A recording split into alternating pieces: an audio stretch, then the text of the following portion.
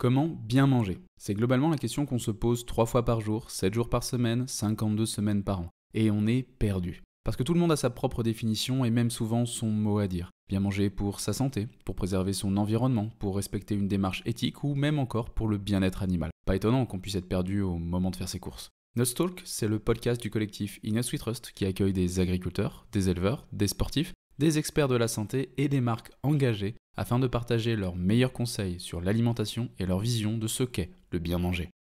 Moi, c'est Mehdi. Chaque semaine, j'accueille mes invités pour vous proposer des discussions brutes et incisives autour des manières de produire, transformer, soigner ou consommer, nous permettant de vivre pleinement chaque instant. Et ce, le plus longtemps possible. Bonne écoute!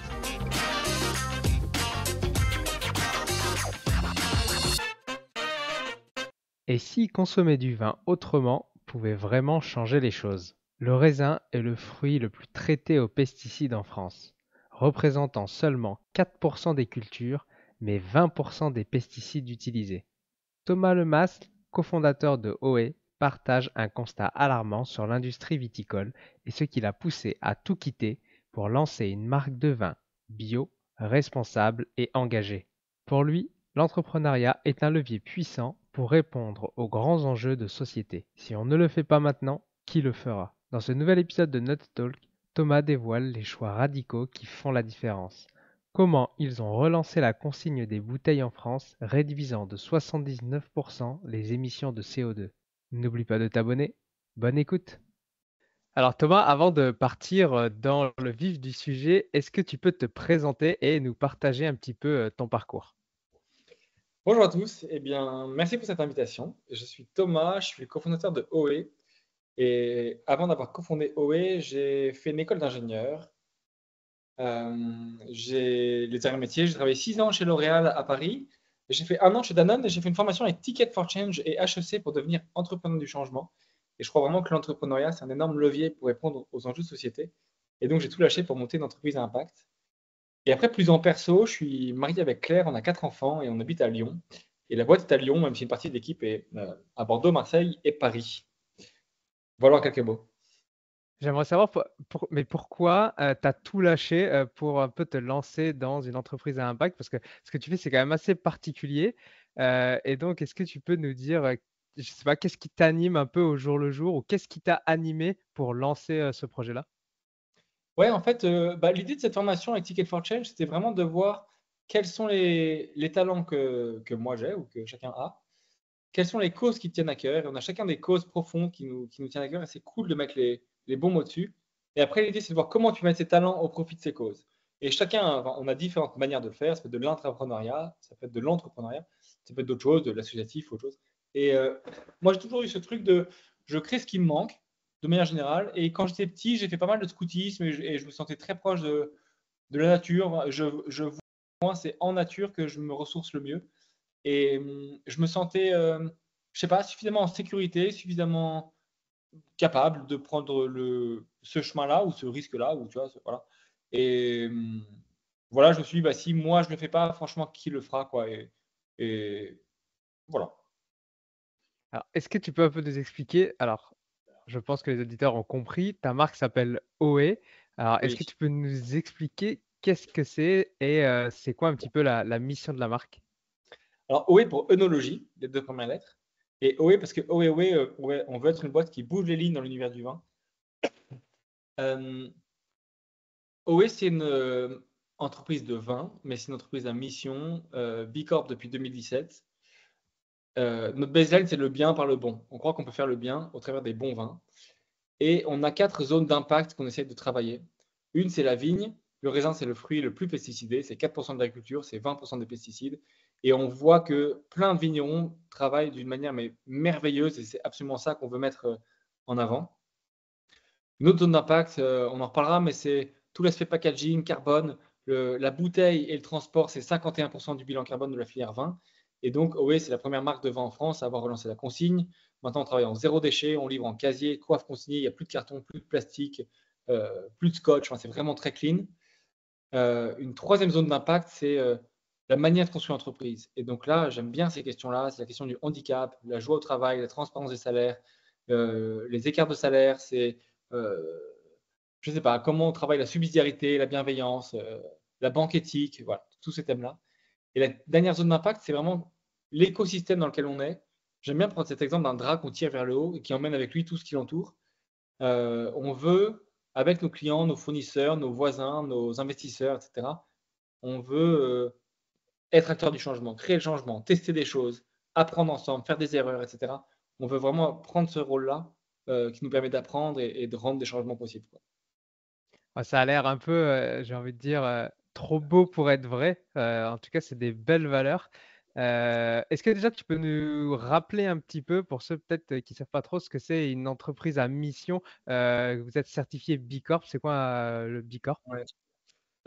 B Corp, alors pour l'histoire, aux USA, une SAS un peu classique, c'est une C Corp, Capital Corporation, une boîte qui a pour mission de faire du capital. B Corp, c'est Benefit Corporation, une boîte qui a pour mission de faire le bien. Et donc, B Corp, c'est le mouvement des entreprises qui font de leur business une force pour le bien commun. Le porte-étendard, c'est Patagonia. Et en France, il y a les Deux Vaches, la Cabif, et vraiment plein d'autres. Et vraiment, on voit que on peut changer la manière de percevoir l'entreprise et surtout la place de l'argent. Je pense que c'est vraiment une des clés. Que l'argent, ça peut être le fruit d'une belle mission et non pas la fin absolue, quoi.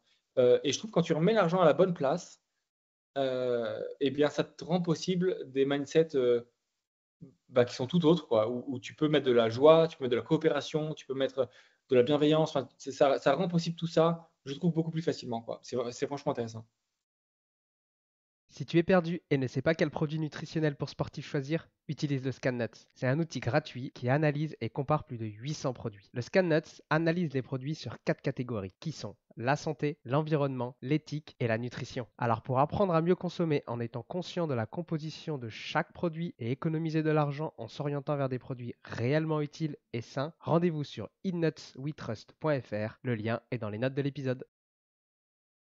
Alors, on va parler un petit peu plus des vins, mais plus pour le moment, c'est quoi les critères essentiels pour que chez vous, un vin soit qualifié de responsable ou même de durable?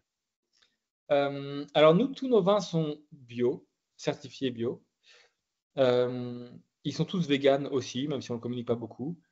On teste chacun des vins OE dans un laboratoire sur, je crois que c'est 400, pardon, 480 molécules possibles, et on en retrouve zéro. Et on veut vraiment que les vins que les gens peuvent consommer soient sains. Euh, et après, on veut s'associer avec des vignerons qui sont dans une démarche de progrès.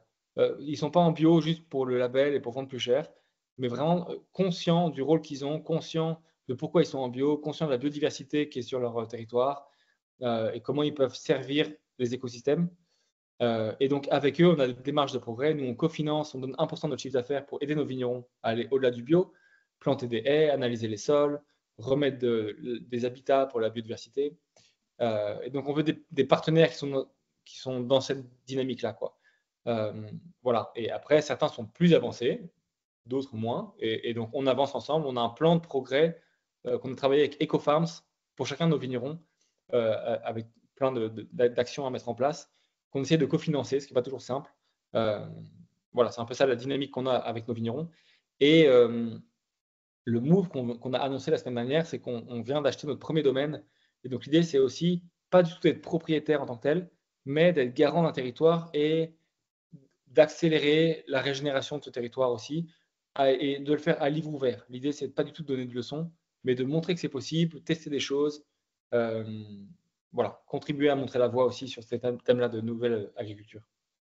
Je ne sais pas si tu l'as dit ou en début d'épisode, vous avez lancé OE quand? En quelle année?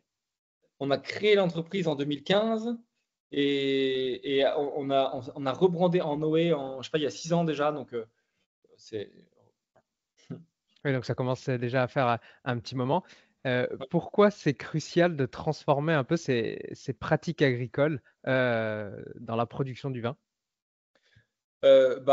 Dans le vin ou au-delà du vin, la régénération, si on veut restaurer les écosystèmes, ça passe par le vivant et donc l'agricole est une grande part de cet aspect-là. Et l'agricole, à l'inverse, peut être une vraie complication pour la restauration des écosystèmes ou bien un accélérateur de destruction. On voit, je crois que la stat, c'est, je crois qu'on a perdu 80% des oiseaux des champs en 50 ans à cause des pesticides. Et maintenant, c'est prouvé. On peut changer ça. Voilà, il faut que l'agriculture se transforme. Je pense qu'il y a aussi des questions de santé pour les vignerons. Quand on voit que la vigne ou le raisin, c'est le fruit le plus pesticidé, donc 4% de l'agriculture et 20% de pesticides, pour les vignerons et leurs familles, c'est pas possible, quoi. On ne peut pas accepter ça. Donc ça doit changer. Voilà. Donc c'est une vraie difficulté de changer les habitudes, changer les formations, changer les outillages aussi nécessaires pour telle ou telle pratique. Donc c'est pas simple, mais c'est possible et beaucoup le font. Ça demande du travail, ça demande de la curiosité, mais c'est possible. Alors, comment est-ce que vous changez ça? Qu'est-ce que vous avez mis en application? Et puis après, on parlera peut-être un petit peu plus de vos aides envers les agriculteurs que vous proposez. Nous, il y a un peu deux pas, deux steps. Le premier, c'est que jusqu'à présent, on a acheté le vin à des viticulteurs indépendants et donc c'est eux qui portaient tout ça. Et le deuxième step, c'est que maintenant, on a acheté notre domaine, donc on devient nous-mêmes producteurs et ça nous permet de découvrir énormément de choses. Et donc, comment on fait ça? Nous, il y a plusieurs leviers.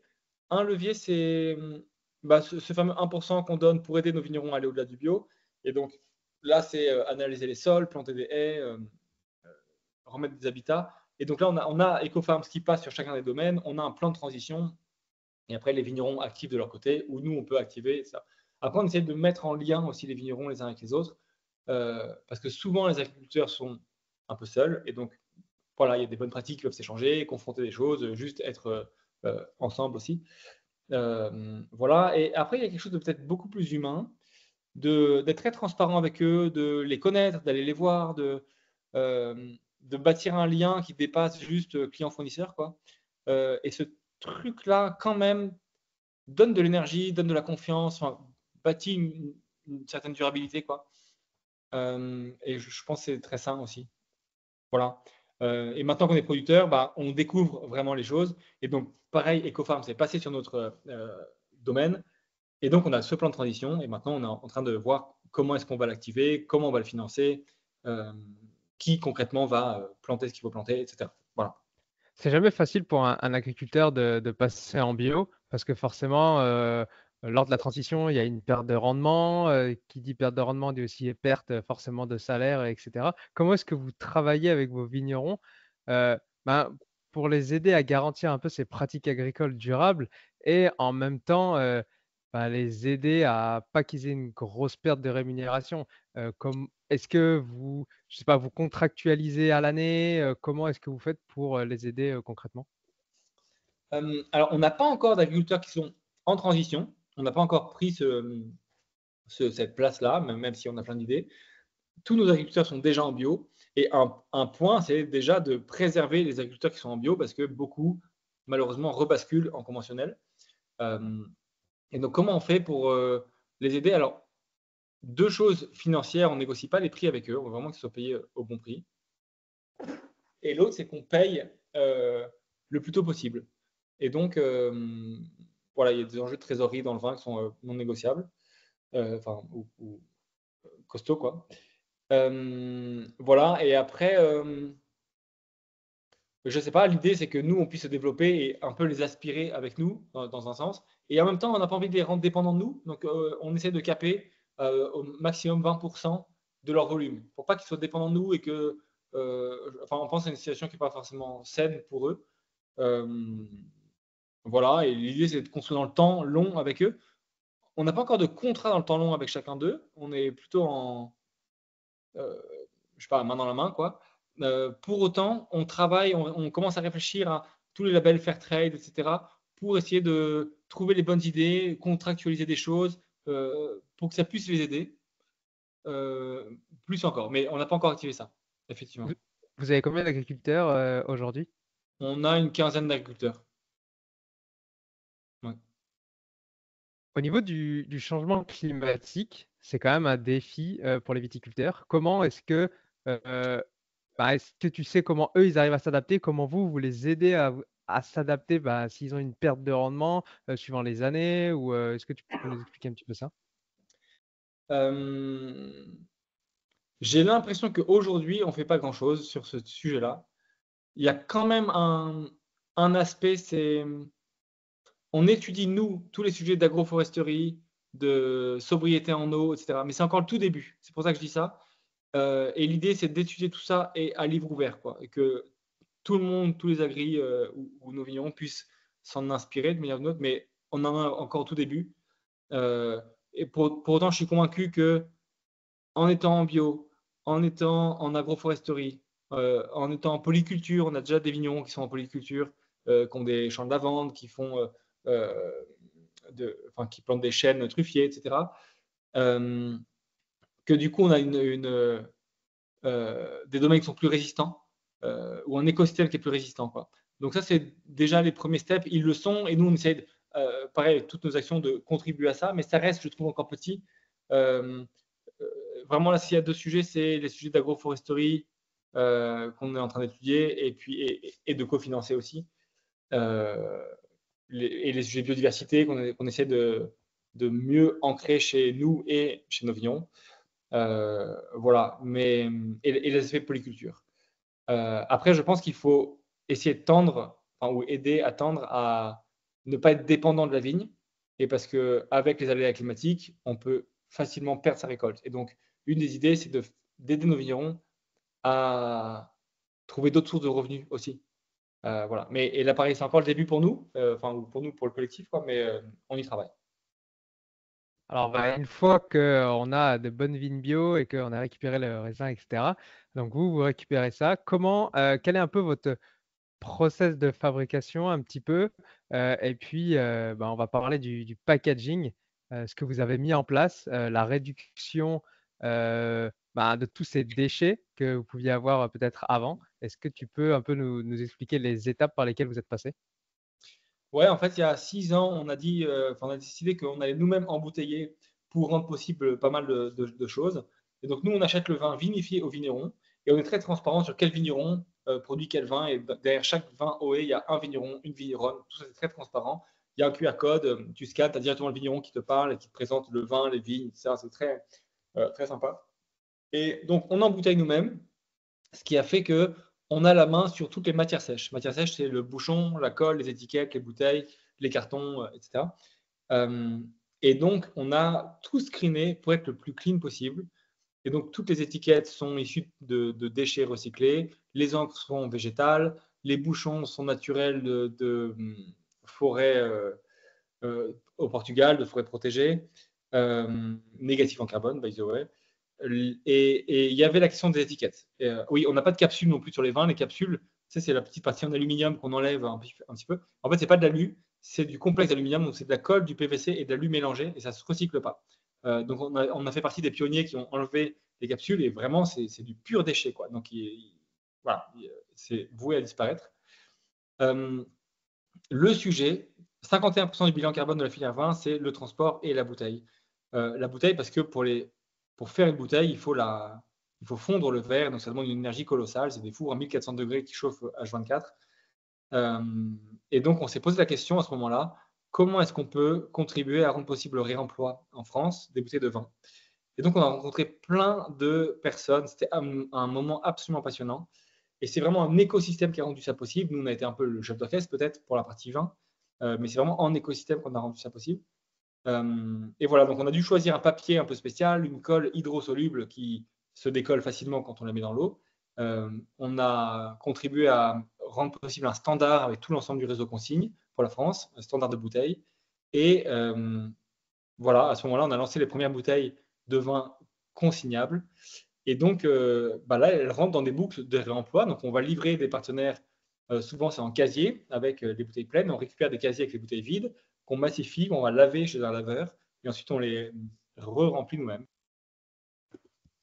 Les bénéfices sont énormes parce que c'est 79% de CO2 en moins, 76% d'énergie en moins, 51% d'eau en moins, ça c'est les chiffres de l'ADEME.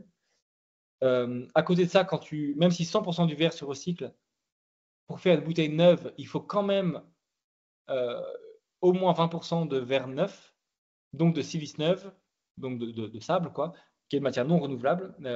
Et voilà, et ajouter à tout ça, par exemple, nous, on est à Lyon. Dans la métropole de Lyon, quand tu mets une seule bouteille à recycler, ça coûte 5 centimes à la métropole pour ramasser les verres, les transporter. Voilà. Et donc, c'est autant d'argent que les métropoles ou que les villes n'auront pas à dépenser quand le réemploi va se déployer. Et donc, c'est vraiment intéressant de voir que c'est un sujet à la fois sociétal, humain, parce que c'est de l'emploi local, tous ces laveurs, tous ces acteurs qui viennent ramasser, etc. Et c'est très écologique, quoi. Et en plus, là, cette année, déjà, les bouteilles réemployées nous coûtent moins cher que les bouteilles neuves, quoi. Et donc, c'est franchement intéressant. Souvent, on a ce mindset que un projet écologique coûte plus cher. Et là, vraiment, c'est la preuve. Alors, au début, c'était plus cher, le temps de rendre tout ça possible.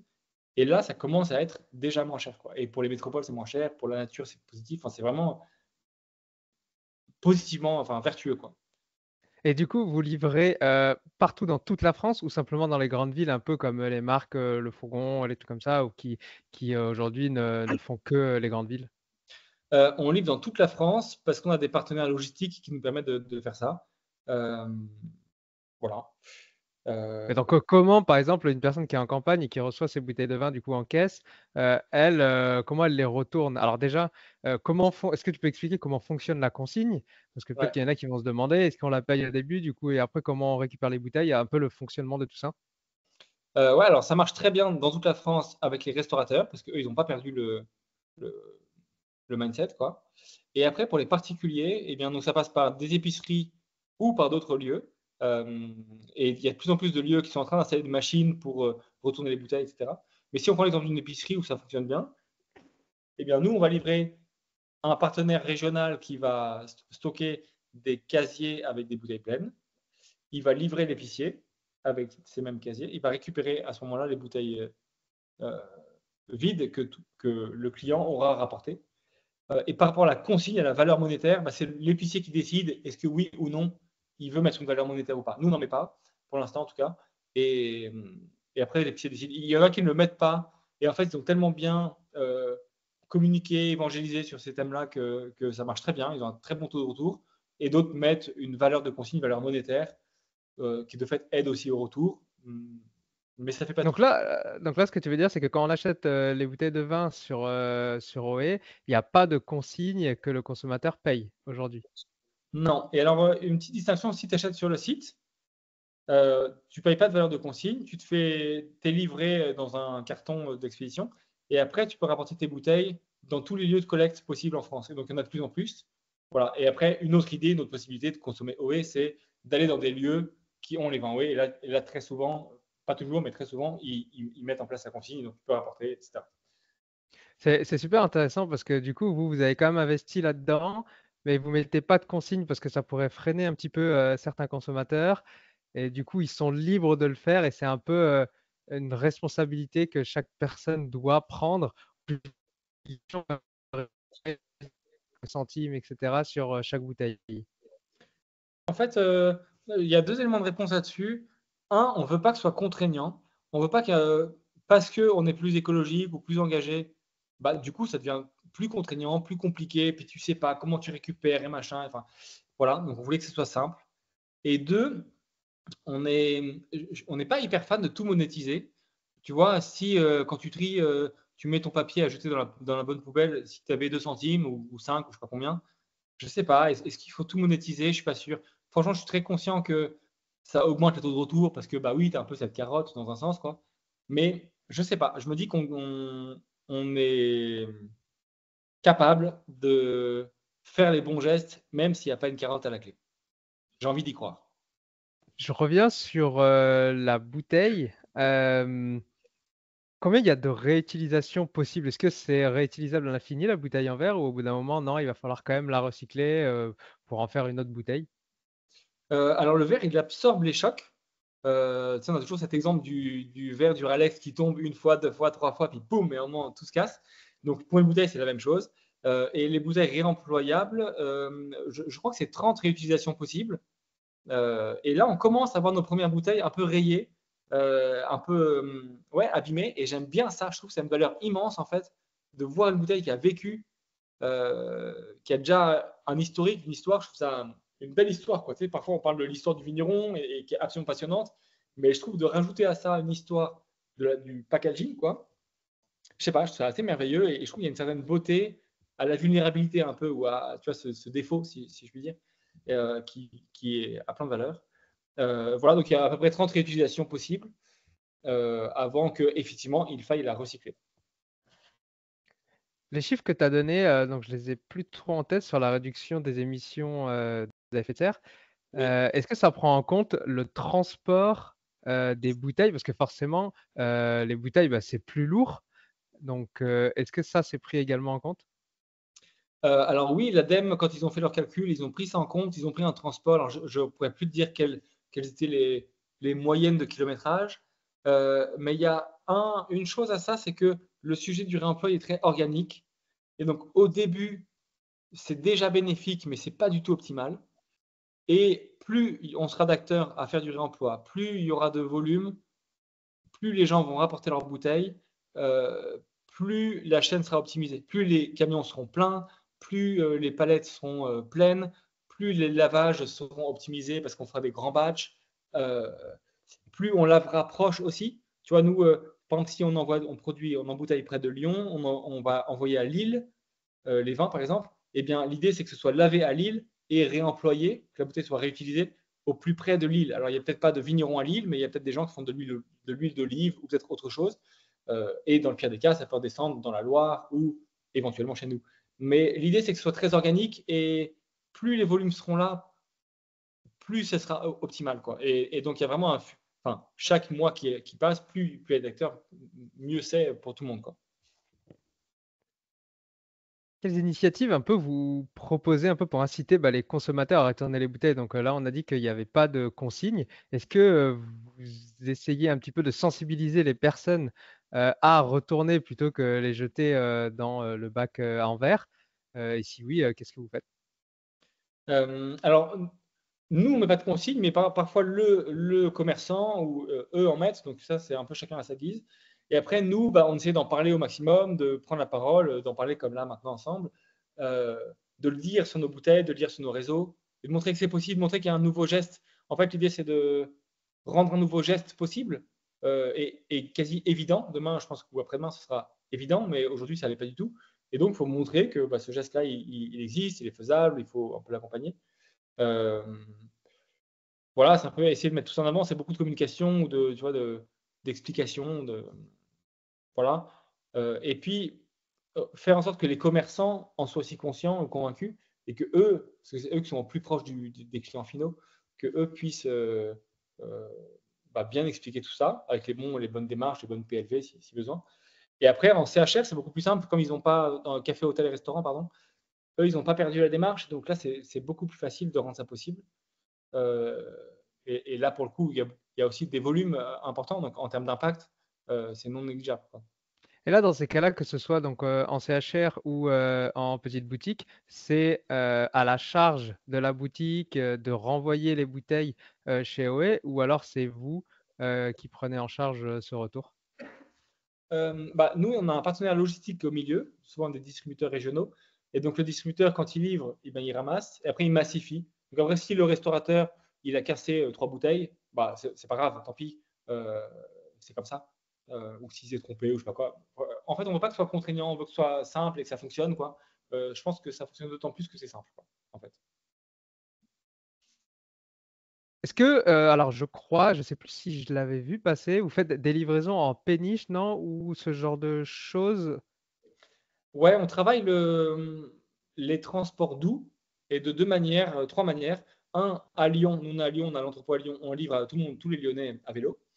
Deux, on dégrossit le sujet de la péniche et en vrai, c'est pas simple parce que il y a vraiment un sujet de volume et de coût et c'est pas si simple, mais on teste des choses, quitte à ce que ça coûte plus cher, mais au moins pour être en lien, pour voir techniquement comment ça marche, etc. et rendre possible le changement. Et trois, on a commencé à livrer à la voile les USA, à New York. Et donc là, on a une première livraison qui s'est faite avant l'été et une deuxième qui se prépare là. Euh, donc ça, c'est pareil, c'est possible, c'est 90% de CO2 en moins. Ça met 3 semaines au lieu de 2. Et franchement, c'est génial, quoi. Euh, Ouais, il y a aussi un sujet du ferroutage qu'on n'a pas craqué encore, mais comment envoyer au maximum par train. Et là, pareil, c'est pas si simple, on n'a pas encore trouvé les bons outils ou les bons partenaires, etc. Donc, c'est un autre sujet qu'il faut qu'on avance. Ouais, effectivement, en voilier, j'ai l'impression qu'il y a de plus en plus de marques qui sont en train de s'y mettre. J'ai récemment fait un épisode avec Arlette Romer des Jardins de Gaïa, où eux, donc, ils font principalement du thé et qui ont fait également leur première importation de thé en voilier. D'ailleurs, là, on est en octobre. Je pense qu'ils ont dû déjà la recevoir, leur livraison, et qui vont pas tarder à la mettre en vente.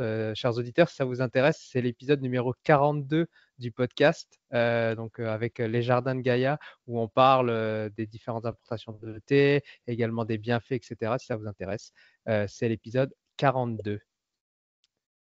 J'aimerais qu'on parle un petit peu plus du coup de la partie sociale, salaire, handicapé. Là, tu as parlé de ça. Est-ce que tu peux nous expliquer un petit peu la vision, tu nous l'as dite, mais de comment vous faites les choses? Ouais, j'aime vraiment bien cette partie-là.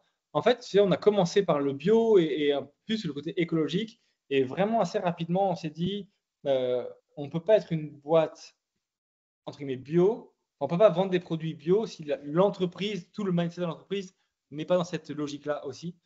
Et donc, un des premiers choix importants qu'on a fait avec François-Xavier, c'est de décider de porter nous-mêmes la logistique.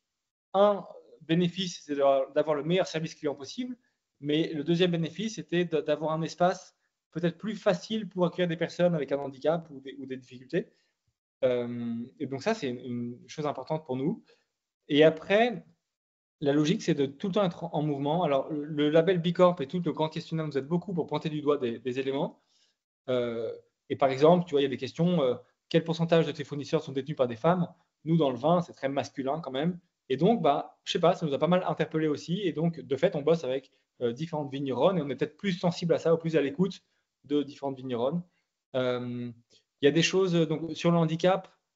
Un des premiers pas qu'on a fait, en fait, bah, on avait la logistique et moi, j'avais un cousin qui était vraiment mal en point. Euh, et je lui ai dit, bah, viens faire un stage chez nous, justement à la logistique. Et ça s'est très bien passé. Il était en grande difficulté et pour autant, bah, petit à petit, là, il a quitté la boîte maintenant et c'était le but, en fait, qu'il ne reste pas. Après, je crois, 5 ans chez nous, 6 ans. Et c'était un très beau départ, du coup, une belle réussite, tu vois. Et là, on a une personne avec un handicap chez nous encore, donc qui prépare toutes les commandes. Et ça, c'est très touchant, je trouve. Tu vois, si tu achètes sur le site internet oeforgood.com, et bah, tu reçois un petit mot de la part de Fabrice. Et bah, parfois, tu as une faute d'orthographe enfin, tu vois que c'est euh, entre guillemets mal écrit. Et je trouve ça hyper touchant, en fait. Ça rejoint cette sorte de bouteille abîmée. Je trouve très beau de montrer la vulnérabilité ou montrer les difficultés de chacun. Et alors, quand on a un handicap, bah, c'est très visible peut-être ou plus tangible. Pour autant, on a tous des difficultés, tous des défis ou voilà, ou des faiblesses. Et donc, je trouve cool d'accepter ça et de les mettre, euh, ouais, de rendre ça possible dans l'entreprise, de dire, bah, OK, on a le droit de faire des erreurs, on a le droit d'être mal en point, on a le droit d'être fatigué parfois. Voilà, il y a tout le sujet de la joie au travail, on aime bien façonner tout ça aussi. Et ça paraît complètement à l'opposé du monde de l'entreprise. Pour autant, je pense qu'on peut mettre en place des process, des moments, des célébrations, des espaces qui rendent ça possible. Et une des choses qui rend la joie possible, c'est la confiance ou la paix. Et donc, tu vois, d'être très transparent. On est transparent sur les salaires. Donc, tu as un Google Sheet partagé à tous et il y a le salaire de chacun avec les règles de salaire dans un deuxième onglet. Euh, on a aussi créé, tu vois, des cercles. Par exemple, les salaires de chacun ne sont pas décidés par François-Xavier et moi, les deux cofondateurs, mais on a un cercle RH. Et donc, si quelqu'un considère que son salaire doit grimper ou un manager considère que quelqu'un de son équipe doit évoluer, eh ben, il soumet ça au cercle RH qui, lui, va faire un petit audit et décider de lui-même.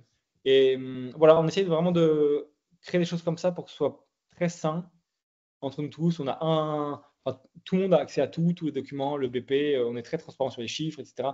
Voilà, on a le droit à l'erreur aussi, et régulièrement on en fait, et moi le premier. Mais ça nous permet d'apprendre. Enfin, tu vois, on a un peu de cette culture-là que je trouve bien. Et un aspect lié à cette culture d'entreprise, c'est aussi la banque éthique. Ça, c'est Bicorp qui nous l'a apporté en nous posant la question, est-ce que vous êtes dans une banque éthique? Oui, non. Et pour moi, c'était un non-sujet. Et en creusant, on a vu l'impact monumental en fait de la finance Et donc, moi, j'ai basculé en perso, mais du coup, on a aussi basculé en pro. Donc, tout notre argent est à la nef, qui est du coup réinvesti par les banques, que dans des projets économiques ou sociaux. Et l'impact est majeur, quoi. Voilà. Après, on a fait 2 fois notre bilan carbone pour aller de l'avant. Et l'idée, c'est tout le temps poser la question à l'équipe. On a 2 entretiens annuels un peu formels, et après, on a des one-one régulièrement, mais dans chaque grand entretien, on pose la question comment, sur ton périmètre, on peut aller plus loin, qu'est-ce qu'on peut faire de mieux, etc. Vraiment, on est tout le temps en train de se poser la question très humblement, quoi, d'être au service. Et je pense que ça nous aide beaucoup, cette posture-là, pour bien faire. Et on est vraiment loin d'être parfait, mais en tout cas, on cherche à bien faire, quoi. Vous êtes du coup une entreprise un peu à mission, avec une approche militante. Aujourd'hui, c'est quoi un petit peu les combats que vous menez et vers quoi vous avez envie d'aller? Il y a peut-être 3 combats. Il y a plein de choses qu'on voudrait mener, mais vraiment, on veut se focaliser. Un, c'est sur le sujet agricole. Il y a vraiment un vrai sujet agricole, et je dirais de 2 grands sujets, de grande manière. Un, c'est le sujet pesticides et manière de produire. Et le deuxième, c'est le renouvellement des générations. Euh, Dans les 10 ans qui viennent, la moitié des fermes non pas fermer, mais n'auront plus de successeurs, quoi. Et donc, ça pose des vrais sujets en français, quoi. Voilà. Et quand on voit que l'agriculture est une part majeure de la solution carbone, entre autres, mais pas que, biodiversité, etc., ou eau, et ben, on veut militer à transformer l'agriculture et montrer la voie, montrer que c'est possible, et sans être donneur de leçons, sans être pédant, etc. C'est pas du tout le sujet, mais juste montrer peut-être une voie nouvelle qu'on n'a pas du tout inventée, hein. Plein d'autres sont très avancés. Mais en tout cas, on veut contribuer à rendre ça possible. Un autre sujet, c'est sur la consommation. Alors, ça rejoint les sujets de réemploi, les sujets de zéro déchet, etc. On voit qu'on peut changer la manière dont on consomme. Et donc, ça, on communique beaucoup dessus. Et on essaie de communiquer dessus de manière positive, que ce soit sympa, qu'on soit joyeux ou fier de bien faire, quoi. Que ce soit pas le geste relou, le truc en trop ou en plus, etc. Donc ça, on essaie de communiquer là-dessus. Et ce qu'on aimerait faire sur ces sujets-là, mais on n'arrive pas encore à y consacrer assez de temps, mais c'est un peu du lobby, quoi, ou du plaidoyer, et contribuer à faire changer les lois. Je pense qu'il faut que ça passe par là, sur les sujets de réemploi, sur les sujets de zéro déchet, par exemple, le sujet de la capsule. Elle devrait être interdite à mes yeux, parce que c'est du pur déchet. Euh, voilà, et ces choses-là, pour l'instant, on ne les prend pas assez à bras le corps, mais j'aimerais bien qu'on puisse le faire un jour. Voilà, et après, on essaie sur le troisième aspect, plutôt de transformer l'entreprise. Bah, on essaye de prendre la parole régulièrement sur un peu les nouveaux schémas d'entreprise, plus transparents, plus bienveillants, plus ancrés dans le temps aussi. Ça touche aussi au capital de l'entreprise, toutes ces réflexions-là. On aime bien réfléchir à ça, puis ouais, confronter avec d'autres, prendre la parole dessus, parce qu'on voit que c'est possible, quoi. Et l'entreprise est un outil merveilleux pour tous ceux qui y travaillent, pour les écosystèmes autour, etc. Enfin, c'est des outils qu'on peut mettre au profit du bien commun, mais d'une manière franchement majestueuse, quoi. Le vin, c'est de l'alcool, donc je suis obligé un peu de dire à boire Oui, avec modération. carrément. Euh, est-ce que c'est possible de concilier le plaisir de consommation, parce que je pense qu'on reste quand même sur un produit plaisir, et la santé lorsqu'on parle de vin? C'est une bonne question qui n'est pas facile. On est très conscient des limites du système alcool, quoi. Et notre but, c'est pas du tout de faire en sorte que tout le monde consomme plus, etc. Alors, il y a cette phrase que je trouve un peu facile, consommer moins et mieux, et on peut vite se cacher derrière aussi. Euh, pour autant, elle reste vraie, et l'idée, c'est de consommer moins et mieux. Euh, Peut-être, j'aime bien, moi, ça, mais pas avoir du vin tout le temps, mais l'avoir au bon moment, et donc de se faire plaisir avec le bon vin, peut-être à un prix peut-être un peu supérieur, mais tant mieux, c'est pas grave, et on sait ce qu'on achète, quoi, avec une vraie valeur. Il y a ça. Après, on réfléchit beaucoup à des initiatives sans alcool pour aussi être présent sur les moments de consommation sympas, mais pas forcément avec une réponse avec de l'alcool. Je pense que c'est important, et donc ça viendra dans les mois qui viennent. Et j'en dis pas beaucoup plus, mais on a des bonnes choses dessus. Euh,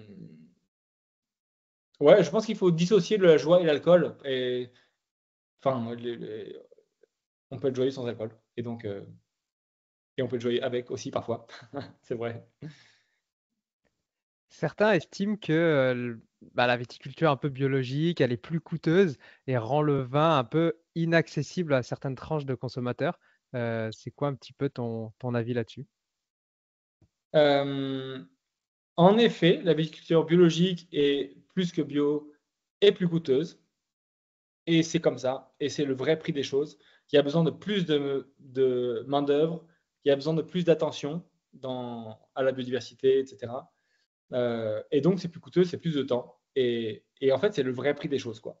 Et donc, effectivement, on trouvera toujours moins cher. On trouvera toujours de la pure grosse industrie monoculture intensive qui sera moins chère au final pour le consommateur. Mais je ne pense pas que ce soit la bonne réponse et je ne pense pas qu'il faille vendre aux clients, aux consommateurs que c'est la même chose, quoi, et que tout se vaut.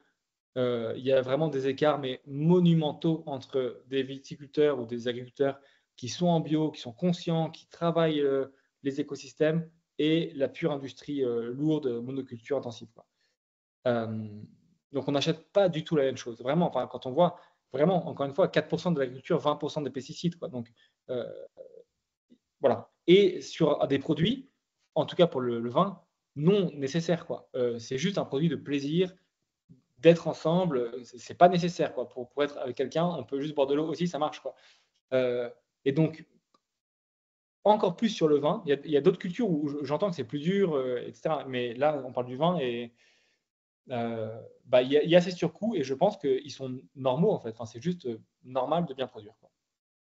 Aujourd'hui, combien est-ce que vous avez de sortes de vins différents, de produits différents? On a une quinzaine de références. Euh, on a un Côte-du-Rhône, un Bordeaux, un Languedoc, à chaque fois rouge et blanc. On a un rosé méditerranéen qui est trop bien. On a un crément d'Alsace. Voilà. On veut vraiment une gamme qui est assez courte, très simple, accessible, qui fasse plaisir, qui soit avec des belles personnes derrière chaque vin. Ouais. J'ai vu aussi également que sur le site, vous aviez un système d'amendement. Est-ce que tu peux un petit peu nous expliquer son fonctionnement? Ah. Ouais, j'aime bien cette logique-là. En fait, l'idée initiale est venue de comment on peut intégrer les saisons dans nos finances. Et tu vas voir, ça va rejoindre l'abonnement après. Dans tous nos fichiers, on ne parle pas en T1, T2, T3, T4, mais on parle de printemps, été, automne, hiver. Et donc dans l'équipe, on se dit, ah bah, les objectifs de l'automne, c'est de faire ça, ça, ça, et l'hiver, c'est ça, ça. Et du coup, on en est venu à cette histoire d'abonnement. On s'est dit, bah, plutôt que de faire un abonnement mensuel où on envoie beaucoup de cartons tous les mois, et ben, on va faire un abonnement par saison pour essayer de marquer les saisons et que les personnes puissent, dans un sens, vivre au rythme des saisons avec des vins adaptés à la saison, adaptés aux recettes des saisons, etc. Voilà, et donc tous les 3 mois, chaque saison, on peut recevoir 6 vins OE qui vont bien, quoi. Voilà, dans un seul envoi simple. Super. Est-ce que tu aurais un petit peu des conseils pour les personnes qui aimeraient un peu choisir une bonne bouteille de vin pour leur prochain repas ou leur prochain rendez-vous avec leurs amis ou leurs conjoints? Ouais. J'aime bien, c'est FX, mon cofondateur, qui dit souvent la meilleure bouteille sur une table, c'est celle qui est terminée en premier. Et si j'ai un conseil, c'est dur. Dans le vin, c'est dur parce que vraiment chacun a ses goûts. Et donc, il y a le vin que moi, je peux adorer, c'est peut-être pas du tout celui que toi, tu vas aimer.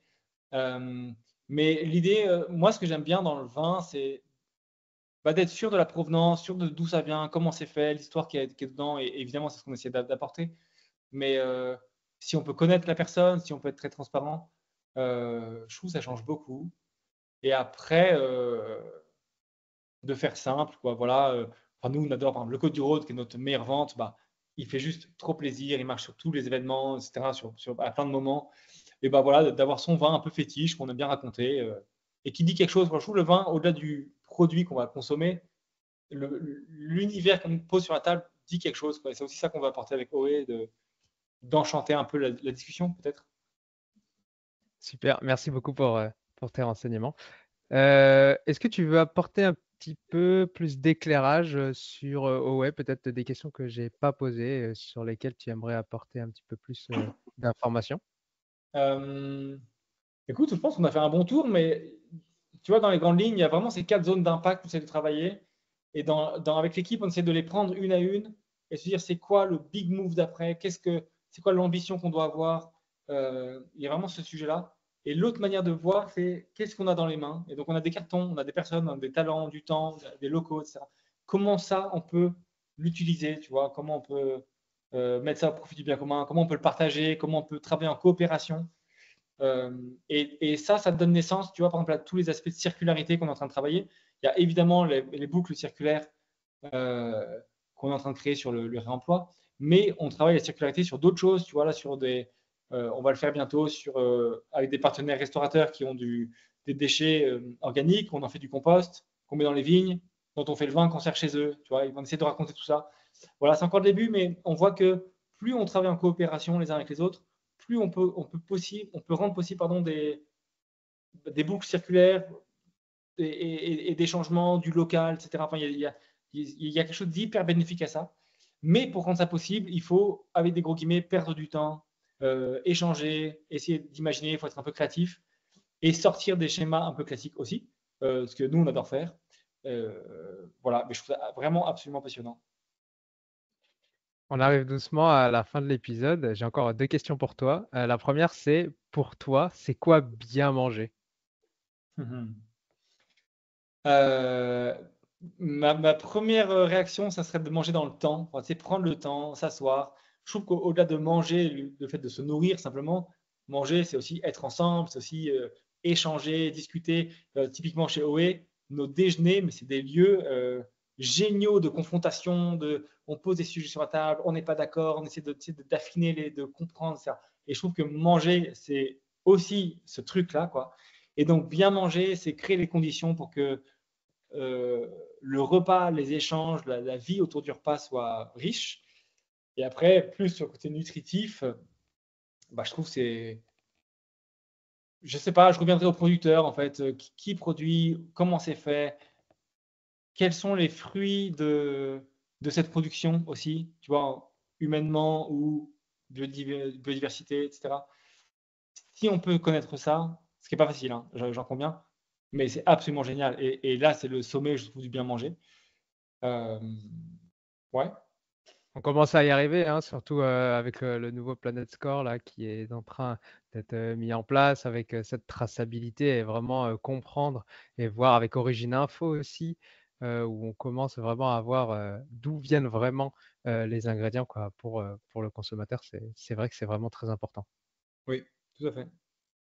C'est quoi ton petit plaisir coupable alimentaire, ta petite collation ou ton snack favori? Ça peut aussi être un plat ou un simple aliment.